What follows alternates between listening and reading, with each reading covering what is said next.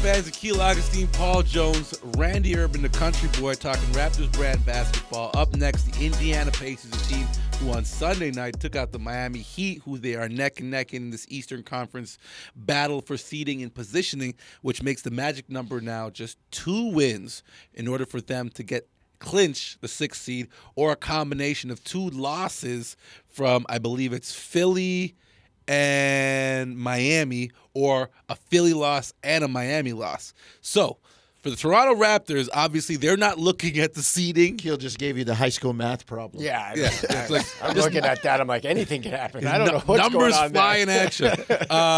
But for the Raptors now, they're gonna they came off a really great first quarter. They're gonna need an equally great first quarter, because I imagine that this Pacers team, understanding the situation they're in, they're gonna come in flying. Yeah, I mean they come in flying anyway, right? Yeah, the way they play, averaging 119 per game, up and down. And I said it to him in person last time they were here. Rick Carlisle, I give him all kinds of credit as a coach for morphing and evolving into evolution of Rick Carlisle into the new style of play. Letting guys go and trying to make it. I don't know. Does that make sense? Controlled chaos. Like, we're going to run, we're going to play quickly, but we still need to get the ball to the right people in the right spots. We're just doing it faster. I give Rick Carlisle a lot of credit. And look, here's an Indiana team that was good last year and barely missed the play-in. Yeah. And this year they're fighting for a top 6. So I guess it's, how does it translate for them when they get to the postseason? Yeah, and you look at the experience and who's going to be able to help them, and that's a question. Giving up 108 points per game, even though they're putting up darn near 120. That's Randy a Keel Urban type of defense right What?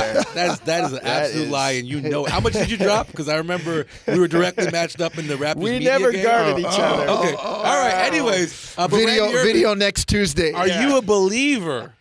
So when I watch the Indiana Pacers, I think to myself, they seem a little different than they were prior to the trade for Pascal Siakam. Better or worse? I don't know yet. I think they're better for the postseason, but right now I still think they're trying to figure out, the ball never stuck at all with this team. Like, it was moving. It didn't matter who had it. If Buddy Hield had it, he was swinging it. If Miles Turner had it, he was kicking it out. Like, it just moved quickly, and now it just doesn't seem to move as quickly. And I don't know if it's, Halliburton getting reaccustomed to playing the way he was prior to his injury, getting Pascal acclimated to what they're doing offensively. Obviously, it changes when you have a guy that can break someone down and score in a one-on-one situation. And Pascal needs that, too, Yes. throwing the ball. And you need that in the playoffs, Exactly. too, So that's why I think it could be good in the playoffs. But there was something about this cohesion that they had prior to the trade with Buddy Hield, with everybody.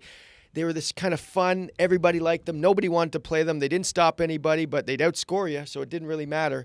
And they were getting better. Like, they were better this year than they were last year. And I was kind of excited to see where they would go with this kind of, I don't want to say ragtag bunch of guys, But but it kind just of like was. It kind of was. It was like a different group. And so now it's more of a traditional team, and it's fun. It's cool, but I'm excited to see how they do I like in the other playoffs. team. I'm excited because, like you said, Randy, sometimes you need to. The playoffs are sometimes about giving the ball to a guy and say, "I need a bucket." Yeah, know? for sure it is. And the equal opportunity offense doesn't always pay dividends in the playoffs. Although it is hard to scout.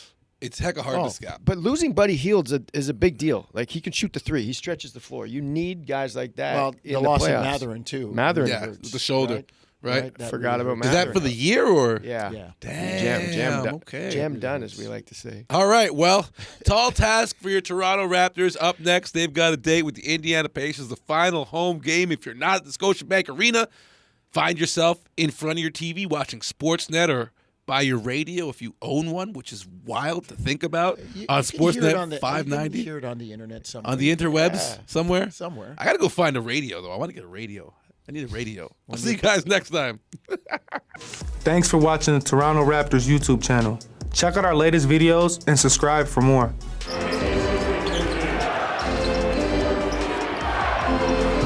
Trent answers back.